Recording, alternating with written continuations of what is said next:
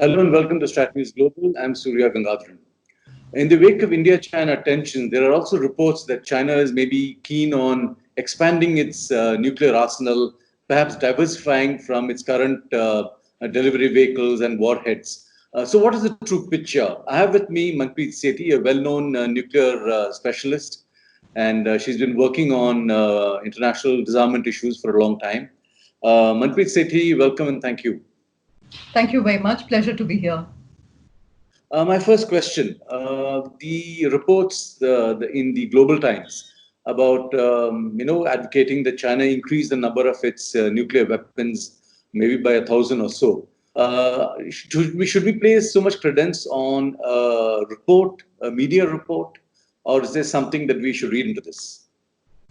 Well, normally in nations that possess nuclear weapons, US, UK, France, I would say even India, Pakistan, Russia, there are views that keep getting expressed on nuclear doctrines, on force postures, on force structures by various individuals who might be academics, analysts, retired officials, or even politicians. But this doesn't normally happen in the case of China and North Korea. There is no diversity of views that you get from these countries, particularly not on the nuclear issues. And therefore, I found this report worthy of comment for at least three reasons. One is for the platform on which it appeared. So Global Times, as we all know, is the spokes channel of the Communist Party of China. And anything that is expressed there is normally not out of line, never out of line with what the party perspective on these issues is. Secondly, the author of the article, Mr. Hu Shijin, who's the author of this article, is also the editor of Global Times. He's been the editor of the Chinese edition for 15 years and of the English edition of Global Times for at least 10 years now. So he is a man of standing. He's known for his hard nationalist views, and he obviously understands the enormity of what he's saying.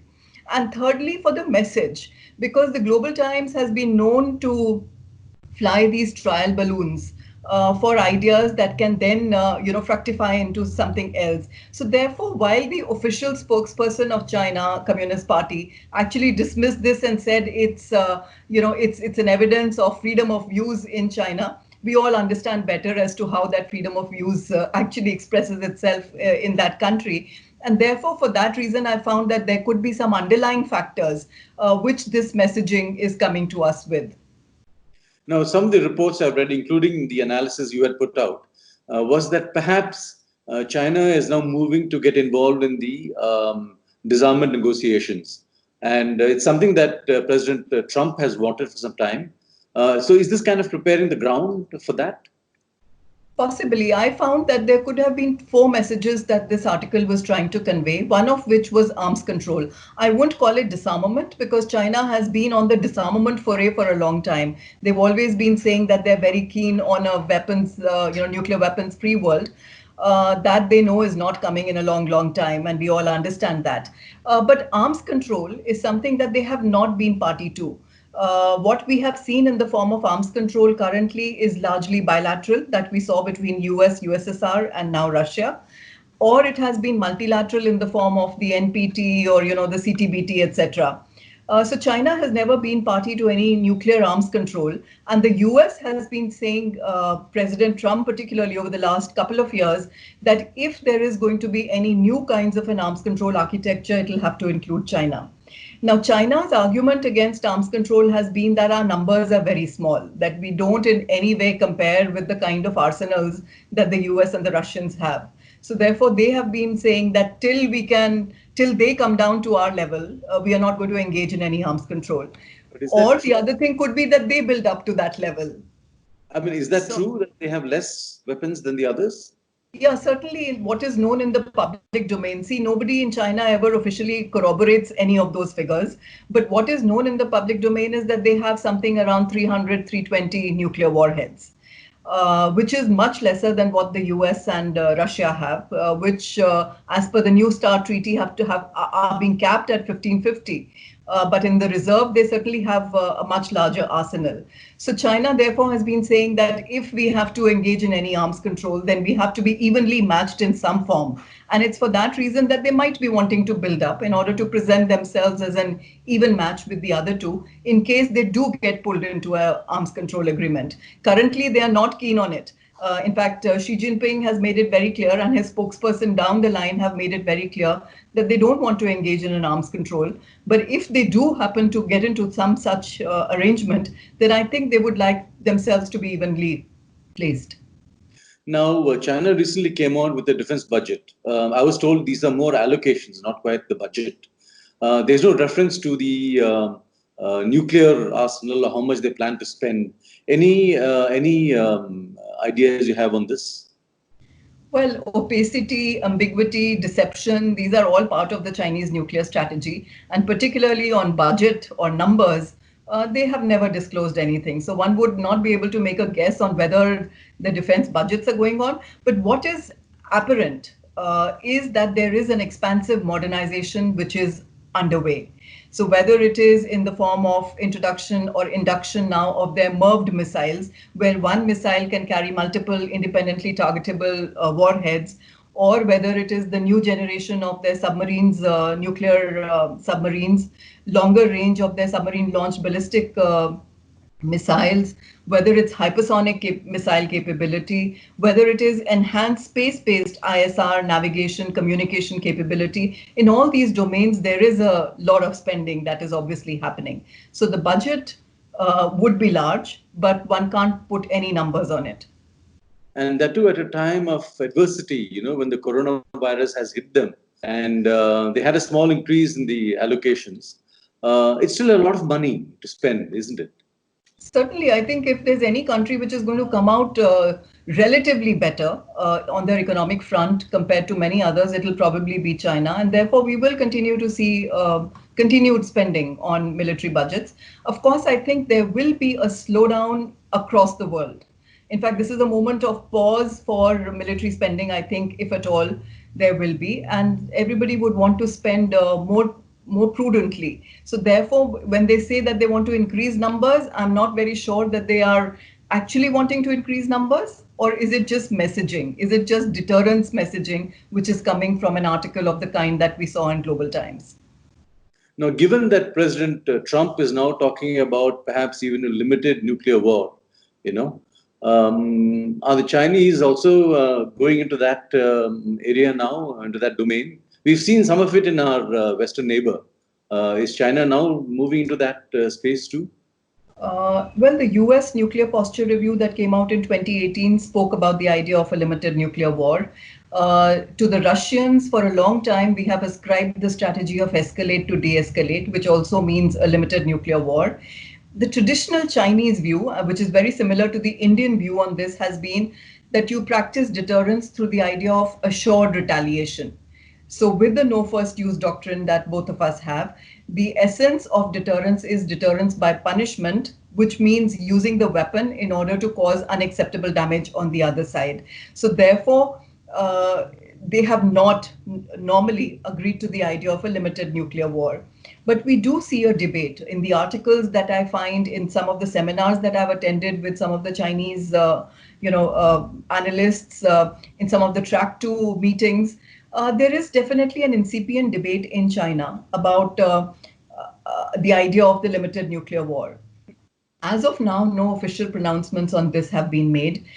Interestingly, and I think very intelligently from what I glean from their writings, they are putting the onus of any change that they make in their thinking on the US strategy. So if the US is not going to agree to come back from the ideas of ballistic missile defense or limited nuclear war, then the Chinese feel that we have no other way but to start accepting some of those ideas, which they claim that they don't fit into their deterrence thinking, but they would be forced, they would be compelled to do it because of what is happening in the rest of the world.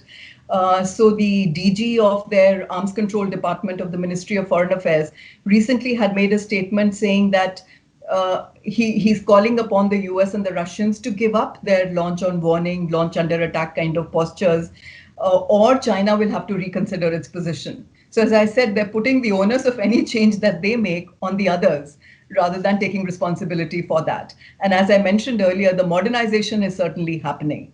So, if they wanted, they could build that capability to fight limited nuclear war. But currently, it doesn't fit into their thinking on deterrence issues. So where does that leave us in the event, in the worst case scenario, where China decides to expand its arsenal, spend more money, perhaps even transfer some of these to Pakistan as it has been doing? Where does that leave us? So, as far as India is concerned, see, the growing Chinese conventional capability certainly has an impact because it makes China more assertive, and we are already seeing that, experiencing that with what is happening at our own border at this moment in time.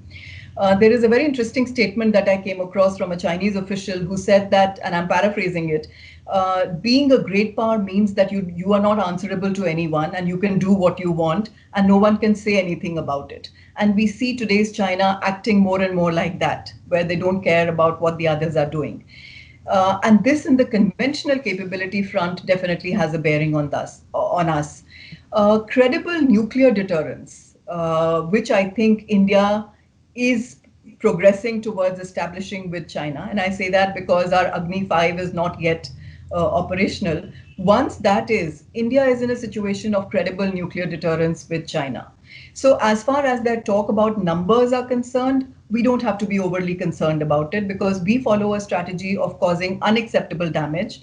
And as I've said, millions of times, causing unacceptable damage with nuclear weapons is not very difficult. It's, after all, a weapon of mass destruction. It's meant to carry out unacceptable damage, and we can do that. What we need to focus on is survivability. Survivability of our arsenal, survivability of our missiles, survivability of our command and control structures. That's where we need to keep our focus on in order to signal that credibility of nuclear deterrence. Just increasing numbers is not enough. China might be wanting to increase numbers. One, of course, we've talked about arms control. The other could be because of the ballistic missile defense that the US is putting up. For China, it's America, which is the point of reference. And if the US BMD is going to undercut their ability to do unacceptable damage, then they want to increase numbers. Fortunately for us, China doesn't have a BMD that bothers us so much. So therefore, our focus need not be on numbers and it needs to be greater on survivability. So are we going ahead? I understand we also have an incipient BMD program. I'm not sure how successful it is, but as we go forward on that, would that raise some concerns in China? That would probably raise concerns in Pakistan, but I'm not very confident that BMD is going to be our strategy for marrying it with nuclear deterrence. Deterrence is based on the idea of mutual vulnerability, where you're telling the other and expecting from the other that you can do unacceptable damage to each other.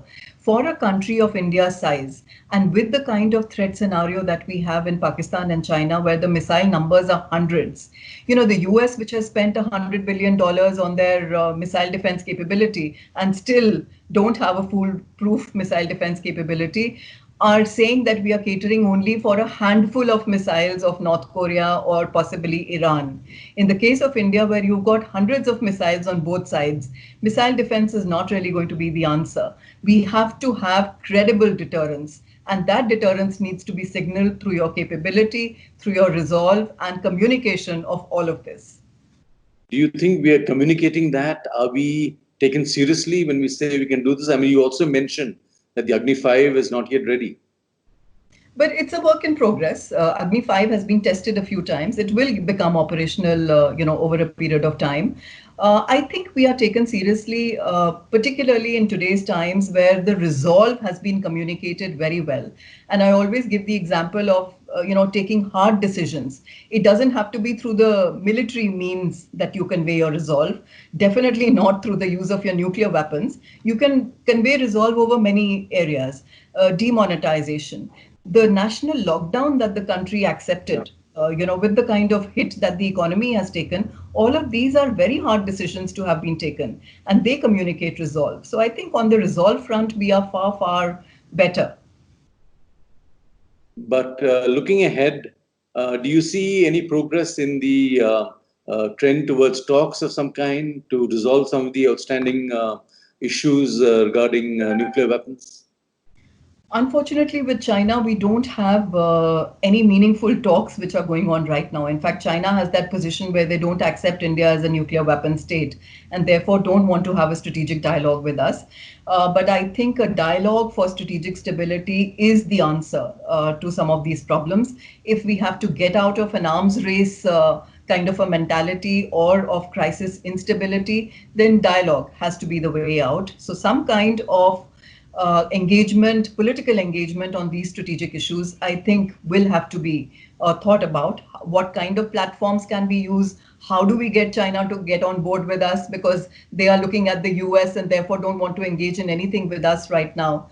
We'll have to, explore many such dimensions, but dialogue will have to be the answer. Manpreet Sethi, thank you very much. Pleasure talking to you. Thank you so much.